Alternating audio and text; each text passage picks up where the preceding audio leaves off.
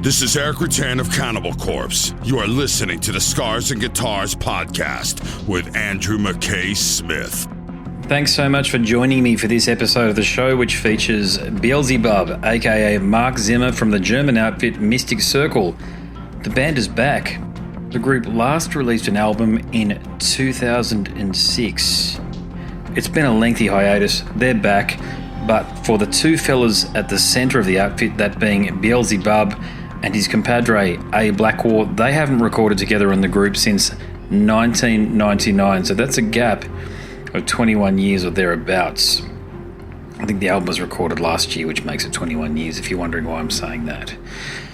So, before we get to the chat, if you're listening via the podcast, we're going to hear a tune. From the album, it's the first cut, titled Belial Is My Name. If you're listening via the YouTube streaming service, and many of you do, we're going to cut to the conversation straight away. Here we go. I am Beelzebub, the devil in the flesh.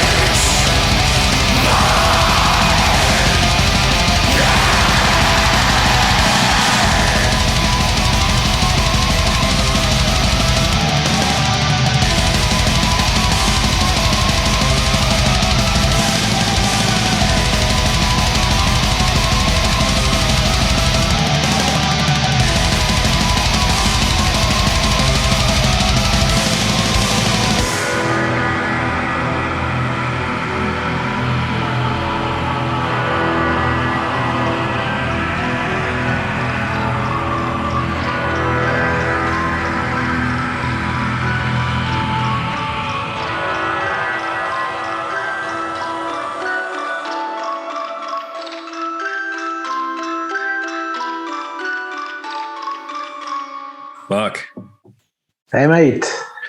how's things? Yeah, fine.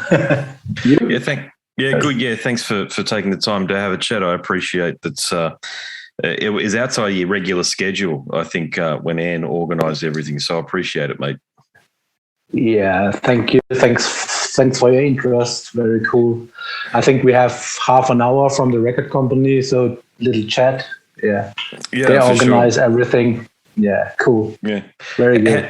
How does it feel like to be back in the game? First of all, I know you've been out of the industry for well over 10 years or thereabouts.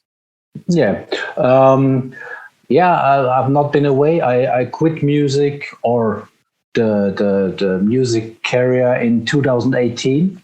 When I quit Mystic Circle in 2007, I did the punk rock for 10 years. So I've been straight on tour, but I get sick and tired of it, and so I decided to quit in 2018.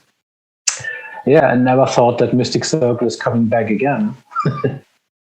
But now it has happened, and with the new CD, and it feels good. It feels good to bring our old spirit back. The old spirit is back, and we are complete inspired of this thing. So it's good.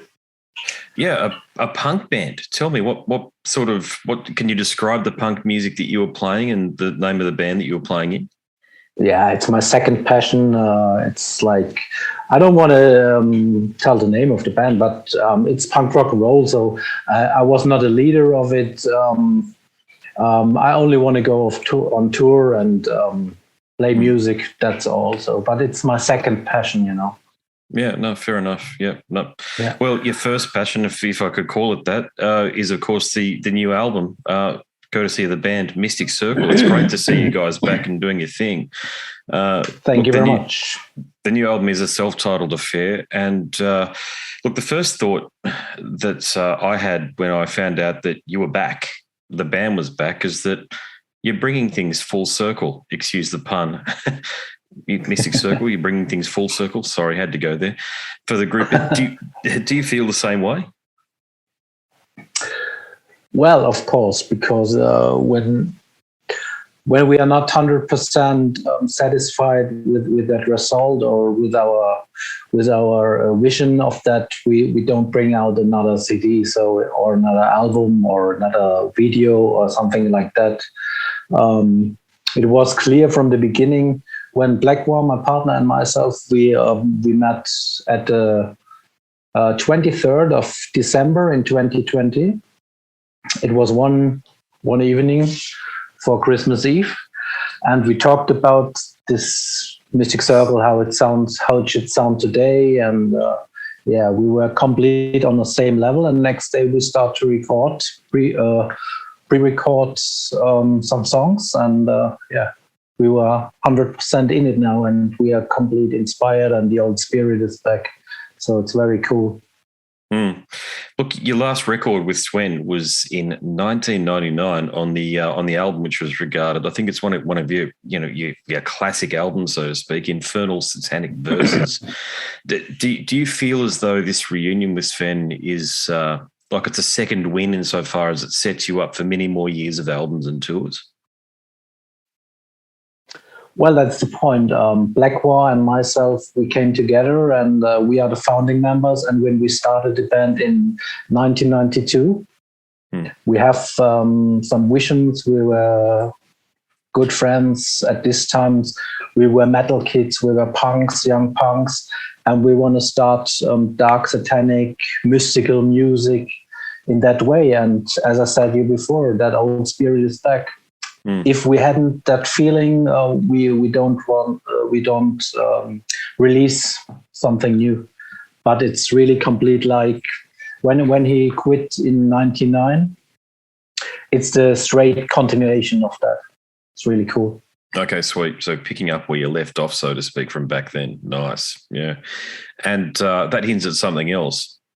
The characteristic that I think fans are truly going to appreciate about this new album is that it feels and sounds similar to your old material. Of course, you've just mentioned it there. And another thing too, you always had spooky elements and things that could almost be borrowed from a band like Pink Floyd, but you've kept the intensity intact. So were you tempted this time around to experiment and to take the band into different territory, or was it ultimately just a conscious effort to pick up where you left off, as you say? I think, yeah, of course, it's these symphonic horror elements are a big point of Mystic Circle, but I think nowadays we are much better songwriters, and we use, not on this album especially, we use more of this horror, dark, satanic effects, strange sound. In the older days we use more this symphonic attributes. So I think when I should describe the music of Mystic Circle, I think it's like when you, or we try to do it, like when you close your eyes, you have something like a movie, like a horror movie, or like a dark movie, like a mystical movie. So it's like when you paint a picture or something, you know. You can you can spread your fantasy over it. So that's a good point. Yeah, mission accomplished on that front. Yeah. So, something else about the album that I've got to compliment you over is the sound. The production is pristine. So can you tell me about how you achieved that? We worked together, I will say, with our producer Niels, and I say he is not, but I count him like a third member at this time, and Blackwell and myself do the whole pre-production. But when we come together with him, it's the final step. You know, he's a very good musician, and we work together as a team. And we want to have this brutal modern sound compared with disharmonic melodies. So, and I think it's the first time in our career when, it's another technique than in the 90s, but you have a much more modern technique. But we are fans of this modern, punchy, punch-in-your-face sound. So, yeah, and we are really satisfied with it. So on the next albums, we work together as a team also. Your music would suffer at this point if you went that lo-fi route. I know that's never been your bag, but there's that fans love that cult sound, you know, the old mayhem sound or whatever, but your music would suffer if that happened to it. Yeah, I agree complete. And that's why the people say, you play black metal and blah. I would say we are very influenced by this heavy metal, but of course the lyrical concept, and we are very interested in the dark art. But I think, as you said, in our sound, in our combination of melody and this horror samples, this sound is the best. If we go on this raw sound, it would not happen. It wasn't. Yeah, it would be not good for. Yeah. Complete right. Yeah, I agree. The choice of the hardware. So I'm talking about guitars, basses, drum kits, this sort of thing. How important was that for you to achieve the classic sound that you've managed across the album? What do you mean exactly with that?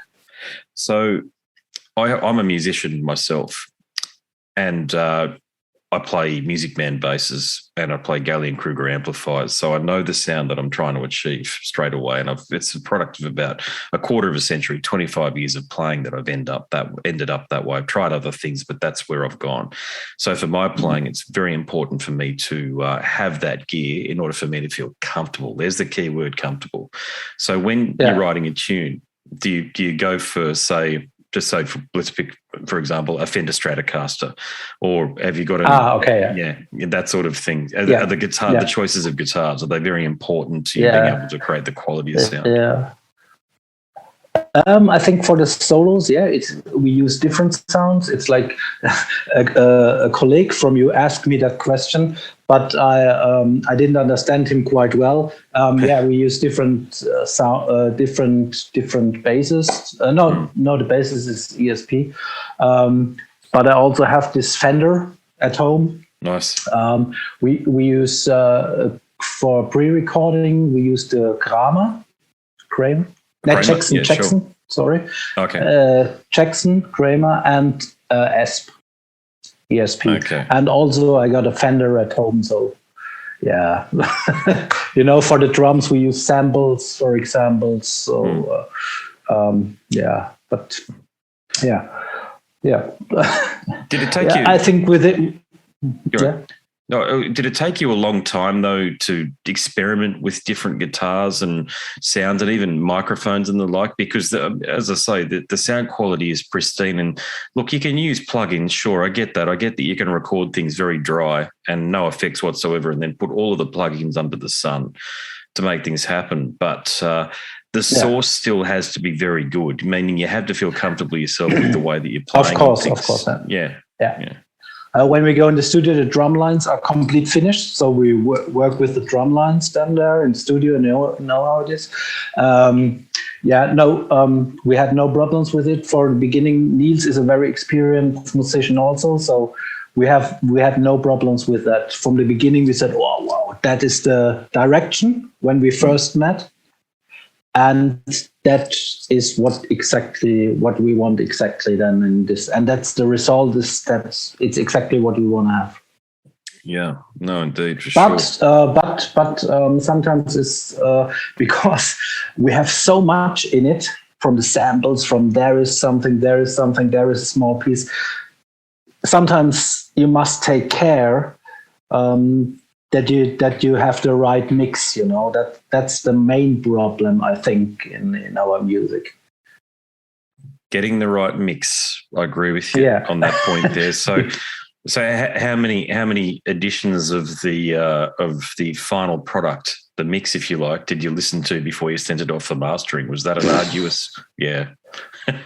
We did this. We did the mastering all in the mix. Niels is very fast in it.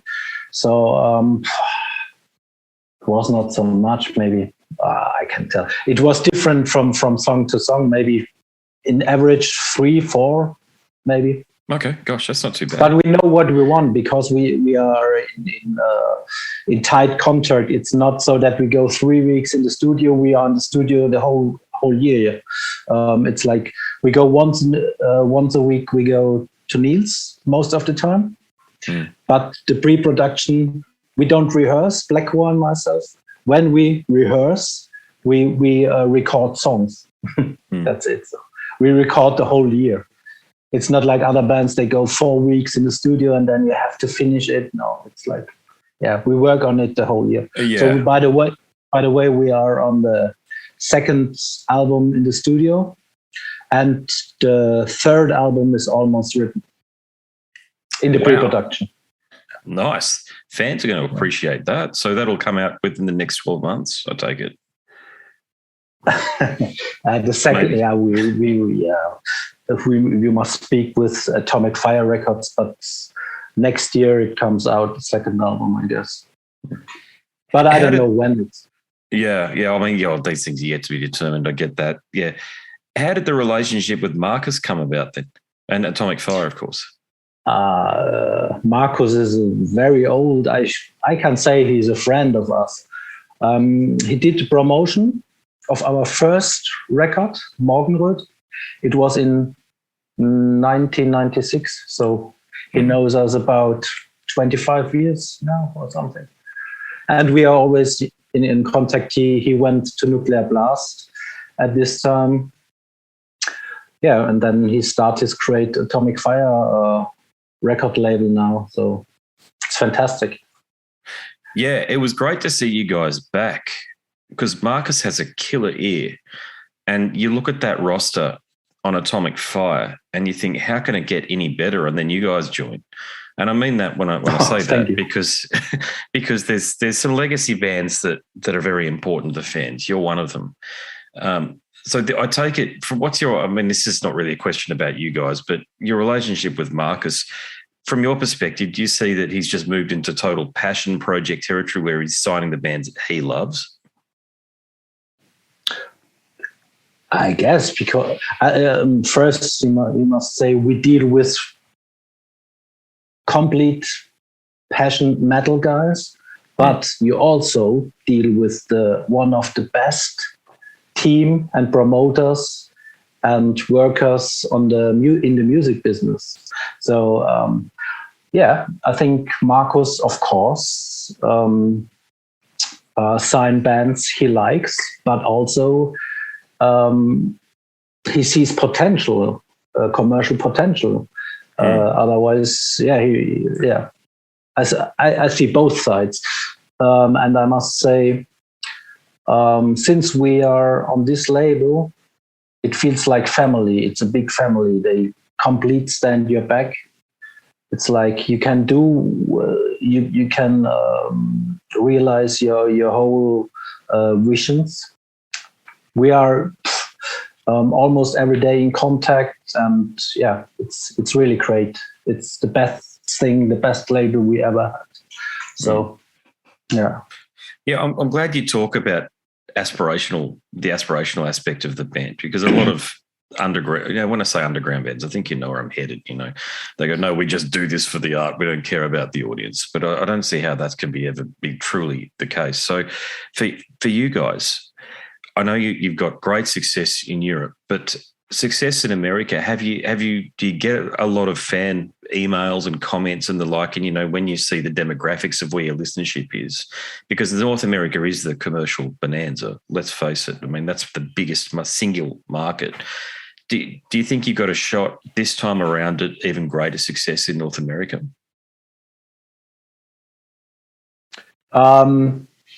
Yeah.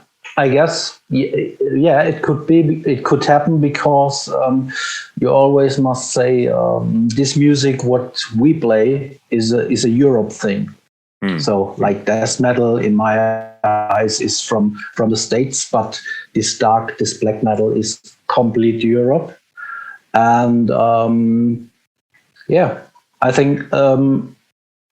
As we started the promotion, and we have lots of interviews all over the world, so I don't know. Let's see what's happened, but we have good reactions from all over the world, so we will see. I think if we go, we have no touring plans at the moment, but I think if the time is right, there is no problem to come over to North America. I don't think so, but we will see what's happening. Or Australia. Have you heard much from us over the years? We've been on tour with Mystic Circle in 2006, I guess, in Australia but it was very small. It was not. I think. I love the country. I really love the country. But I think in Australia you must be quite big. And I don't know, you must have a good promoter, and then you play maybe 3 or 4 shows, not more, I guess. That's about right. Yeah, you're spot on. You've nailed it. Yeah, I mean, we're a small territory down here, all things considered. Yeah. The metal fans are limited in number, but extremely passionate. I'd say I think German fans might be the most passionate in the world, if I could make that observation. But I think we might be just behind the German fans. So I mean, if you came down, you'd have at least 150, 200, which doesn't sound like huge numbers, I know, but that's big numbers for us. Turning out to every show. I know.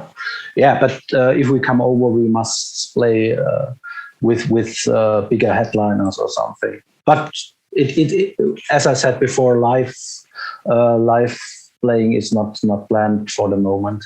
We just wait what's going on and how big it is, because we have some visions that we do a big show with fire and stage pictures, and so that will cost money, and then you must have a bigger size. Mystic Circle is not the biggest band, so we will see. Well, but maybe point, with that label. Yeah, well, you never know. With that, sorry. Yeah. Well, I was just going to say, I spoke to Eric Danielson from Watain, because when Watain came down to Australia, Eric was saying, for all the reasons that you've alluded to about the cost of production, bringing things so far away and having all of the stage props and it was actually impossible for them to bring their stage show to Australia. So they ditched their entire stage show. And they said, and this might appeal to you, given your punk background, that the group made a conscious effort to be the Ramones version of Watain. And I've got to tell you, I thought the shows, I attended one of the shows in person. I thought it was better than the full production because you just saw the band standing in front of you. They had a couple of stage props, but they were just bang straight at you, just staring at the audience. And there was that feedback. And even Eric told me that he's got fans in Sweden and Germany. They were very jealous of us Australian fans that we got to see the band like that because they'd never played like that before. So there's always that opportunity to do something a bit different. Of course, yeah. But as I said before, we must see we are not a big band. Watain is now lots bigger than us and worldwide. So we will see. We will see. But as I said before, I love the country. We had a few good shows, but there were small people, but very passionate, as I said to you. Yeah. And I think you have to pick up the best promoters then in Australia if you come over.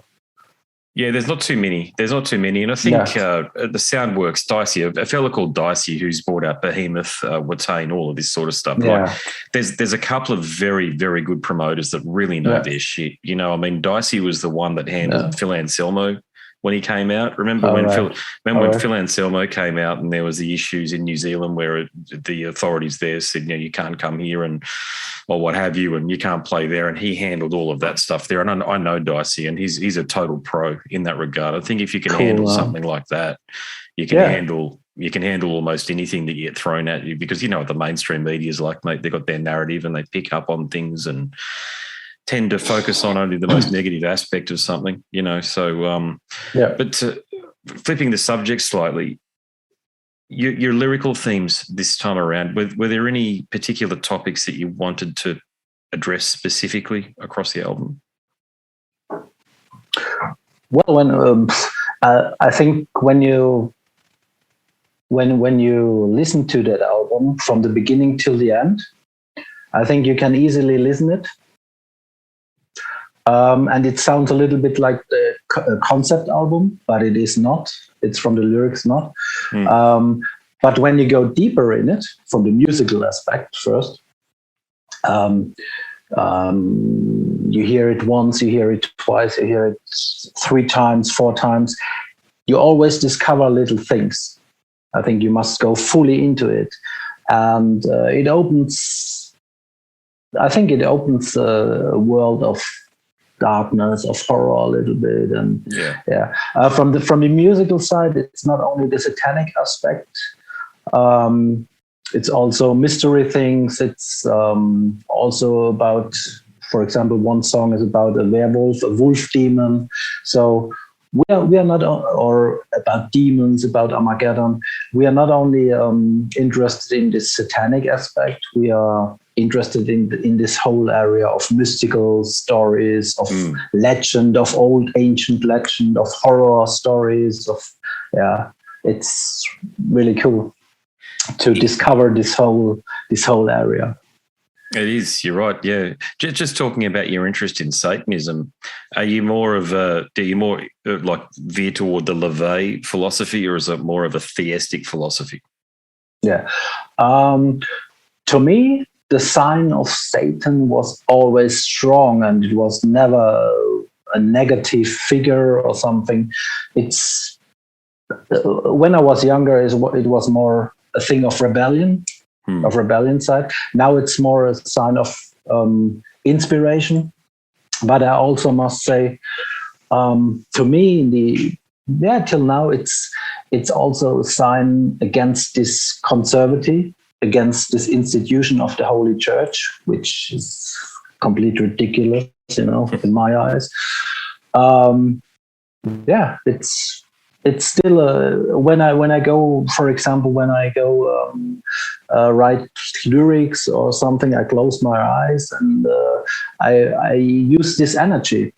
It's like energy, it's like inspiration, it's freedom, and it's also an opponent. So against society. When you are younger, you're a rebel. And we are, of course. We like this, some philosophies of Anton Santo-Lavey, but he also say it's freedom of art. It's against this against the conservative society. That's more the thing now for me. What is Baphomet or Satan should be. Yeah, it's definitely morphed, hasn't it? These days, the perception that I certainly have, correct me if I'm wrong, it might be different in Germany, but Satanism's almost mainstream in Australia. It's so common in terms of seeing people identify as either theistic Satanists or philosophically aligned with LaVey, that you even get advocacy groups, like the advocacy groups associating themselves with LGBTQI interests to Satanists for refugees, this sort of stuff. Satanism has aligned itself with social causes. Has that happened also in Germany? I don't know. I think the good thing is about this Satanism, it's like it has always a negative aspect, but it is not. To me, it means freedom and it means individualism. So you can build your own world. It has nothing to do with a sect or something. Or to me, it's more inspiring. It's more, yeah. And as I said, as you said, it's more mainstream nowadays. But you must say, when the Church of Satan in the 60s or 70s, I don't know when they were founded, it was rebellion against this conservative American society. So it was a big thing at this time. And I think LaVey was a very intelligent guy, So, and as I also said before, for me, it was when I was younger, it was really a rebellion. We get much in trouble with that. And nowadays I'm quieter, but it goes through all my life, this figure. So, but nowadays I use it more to meditate, to have it as a sign of strength for me. Individualism. Well, I remember reading LaVey's Satanic Bible and just thinking it felt like a self-help book. It didn't feel like a moral or an instruction, so to speak, like, say, the Bible or even the Quran. It felt far more like as if it was saying, be you, be the best, very best version of you that you can find. And I loved the aspect of that if someone disrespects you, you don't need to turn the other cheek. You can strike back. I thought that was great, because a lot of people feel intimidated by the shackles of society and people who fuck with them constantly, and there's no need to turn the other cheek. Of course, and that was the point. And I agree with you. Can't say much more. I think I've got time for one more question, so I'm going to make it. I'll try to wrap things up with a good one. When you look back over, can I call it your career with Mystic Circle? What gives you the greatest sense of accomplishment? What do you mean with accomplishment? What do you feel most proud of? What makes you happiest and most proud of? Yeah. It's like I feel nowadays, since I'm with my partner Blackwar again together, I can say it's a way of life. This is our brand. This is our world. This is something we can be proud of. In this shit world, we go in the world of Mystic Circle and we create our own worlds and our own music, our own merchandise, our own lyrics.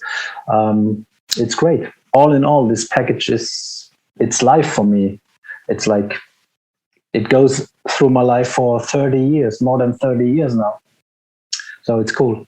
But I must say, I wouldn't do it without Blackwar, because He's the heart, and I am the heart of Mystic Circle. It beats only it only beats 100% with the combination of us two. Yeah, I suppose you found that out after he left in 1999. Yeah, absolutely. Yeah. Well, congratulations. Because this sound can only happen when we both come together. That's the unique Mystic Circle sound. So. Well, you got a classic sound, and congratulations on recognising that. Okay, that the band can only continue once the two of you are back in forces. Because if I could say you're the spirit, he's the heart, vice versa, for the band to happen, that needs to be there. Fans appreciate it. I can tell you that. Fans understand what's going on and they appreciate it. So look, congratulations again on this killer album. It's a self-titled affair. It'll be out later on this month. I think, of course, I've got a copy and I've had many listens to it. Extremely enjoyable. You brought the old spirit back. If anybody wants to listen to killer cult vibe, old school black metal with occasional death metal flourishes, but with those haunting effects that you guys do, nobody does it better. Thanks so much for the conversation, brother. Thank you, my friend. Thank you. Thanks for your interest. No worries at all, mate. Okay, catch you. Have a great one. Thanks. Cheers. There he is, ladies and gentlemen, Beelzebub, aka Mark Zimmer from the German outfit Mystic Circle. So glad those guys are back and doing their thing. Right. I've got a book out. It's titled Scars and Guitars, Volume 1, Conversations from the World of Heavy Metal and Beyond. Please support it. Go across to my website, scarsandguitars.com. Follow the links up the top.